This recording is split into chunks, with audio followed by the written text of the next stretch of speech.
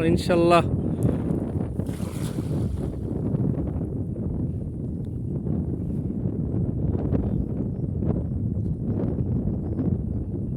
চিংড়ি মাছ বাইরে হয়ে গেছে তো।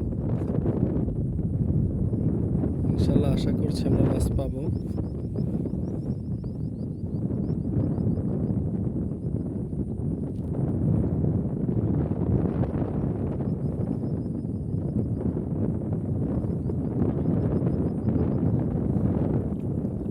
আলহামদুলিল্লাহ।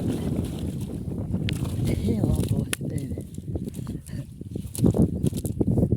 মানে অসাধারণ, সবগুলো তেলাপিয়া না?